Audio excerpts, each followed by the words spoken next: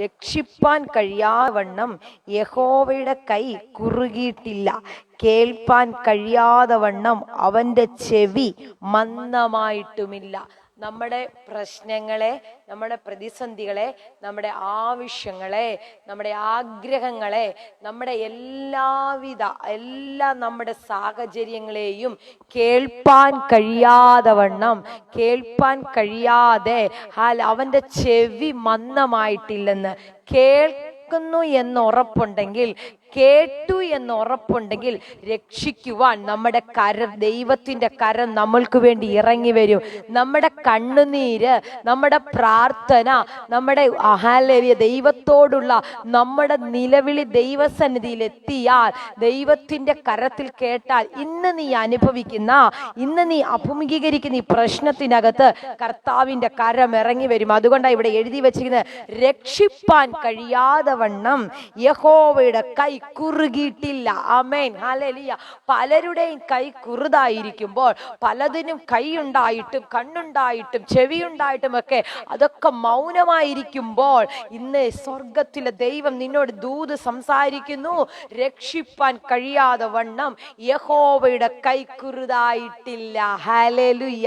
നിന്റെ പ്രശ്നത്തിൽ, നിന്റെ പ്രതികൂലത്തിൽ, നീ കടന്നു പോകുന്ന ഈ അവസ്ഥക്കകത്ത് നിനക്ക് വേണ്ടി രക്ഷിക്കുന്ന ഒരു കരം ഇറങ്ങി വരികയാ. നിന്റെ പ്രാർത്ഥന കേൾക്കുന്ന ഒരു കരം ഇറങ്ങി വരികയാ. ഏത് പ്രശ്നത്തിനകത്താണോ നീ ഭാരപ്പെടുന്നത്, ഏത് പ്രതിസന്ധിക്കകത്താണോ നീ വേദനിക്കുന്നത്, ആ സാഹചര്യത്തിനകത്ത് ദൈവത്തിന്റെ കരം നിന്നെ രക്ഷിക്കുവാനായി ഇറങ്ങി വരികയാണ്. പൗലോസും ശീലാസും ഹല്ലേലൂയ യാത്ര ചെയ്തു പോകുമ്പോൾ തന്നെ ബുദ്ധിമുട്ടിക്കുന്ന, തനിക്ക് തങ്ങളോട് വല്ലാതെ സംസാരിക്കുന്ന ഒരു വെളിച്ചപ്പാട് ലക്ഷണം പറഞ്ഞ് യജമാനന്മാർക്ക് വളരെ ലാഭം വരുത്തുന്ന ഒരു ബാല്യക്കാരത്തി അവരെ എതിരേറ്റു വരികയാണ്. ആമേൻ, ഹല്ലേലൂയ. എതിരേറ്റു വന്നിട്ട് ഇവരോട് വല്ലാത്ത നിലയിൽ സംസാരിക്കുന്നത് പോലെ ഇവരോട് മുഷിഞ്ഞ് തിരിഞ്ഞിട്ട് പറയുകയാണ്, ഇവളിലുള്ള ഭൂതത്തെ പുറത്താക്കി, പൗലോസിലുള്ള ഭൂതത്തെ പുറത്ത്. ഇത് കഴിഞ്ഞപ്പോൾ ആകപ്പാടെ പ്രശ്നമായി, അവിടെ നിൽക്കുവാൻ കഴിയാത്ത സാഹചര്യമായി. പൗലോസിനെയും ശീലാസിനെയും പിടിച്ചുകൊണ്ടുപോയി കാരാഗ്രഹത്തിനകത്ത് തടവിലാക്കി. ഈ സാഹചര്യത്തിൽ കാരാഗ്രഹം പ്രമാണിയെ വളരെ സൂക്ഷ്മതയോടെ കൽപ്പിച്ചു. ഇങ്ങനെ കൽപ്പനയിട്ട് അവരതിനകത്ത് കിടക്കുമ്പോൾ രണ്ടുപേരും എന്ത് ചെയ്തു? ആ പ്രതിസന്ധിക്കകത്തും ആ പ്രതികൂലത്തിനകത്തും ആ കരമടിച്ച് കർത്താവിനെ പാടി സ്തുതിക്കാൻ തുടങ്ങി. അതരങ്ങൾ തുറന്ന് കർത്താവിനെ മഹത്വപ്പെടുത്താൻ തുടങ്ങി. ഞാൻ പറയട്ടെ ദൈവമക്കളെ, ഏത് പ്രതിസന്ധിക്കകത്താണെങ്കിലും, ഏത് സാഹചര്യത്തിനകത്താണെങ്കിലും ആരാധിക്കുവാൻ മനസ്സുണ്ടെങ്കിൽ, ദൈവത്തെ മഹത്വപ്പെടുത്തുവാൻ മനസ്സുണ്ടെങ്കിൽ, രക്ഷിപ്പാൻ നിനക്ക് വേണ്ടി കരമിറങ്ങി വരും. കരം കുറുതായി പോകത്തില്ല. കാരാഗ്രഹത്തിനകത്ത് രണ്ടുപേരും ഇരുന്ന് പാടി സ്തുതിക്കുകയാ.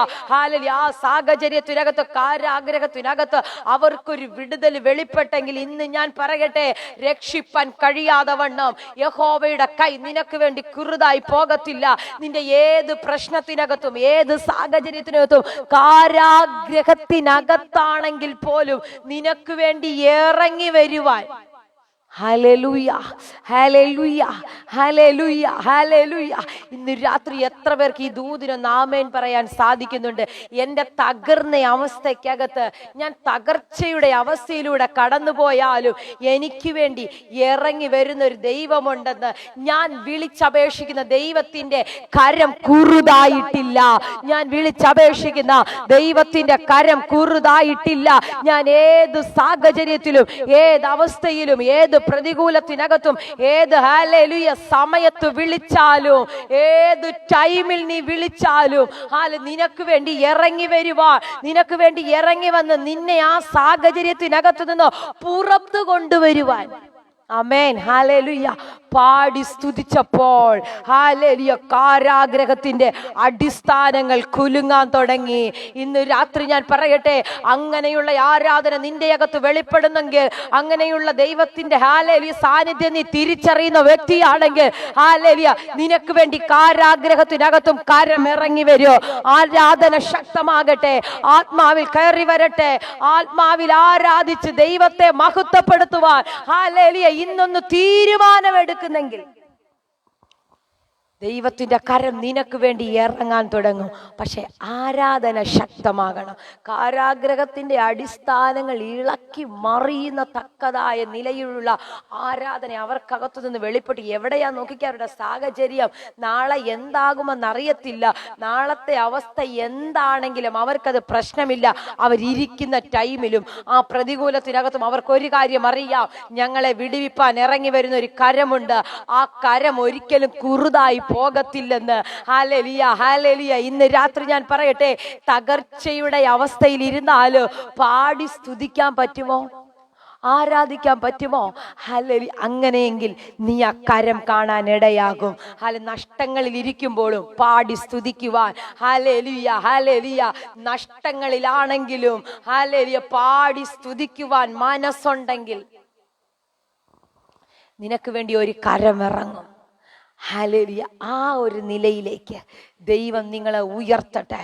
ഹല്ലേലൂയ. ആ ഒരു നിലയിലേക്ക് ദൈവം നിങ്ങളെ വർദ്ധിപ്പിക്കട്ടെ. ഈ 12-ാം മാസം രക്ഷിപ്പാൻ കഴിയാതെ വണ്ണം യഹോവയുടെ കൈ കുറുതായി പോയിട്ടില്ല.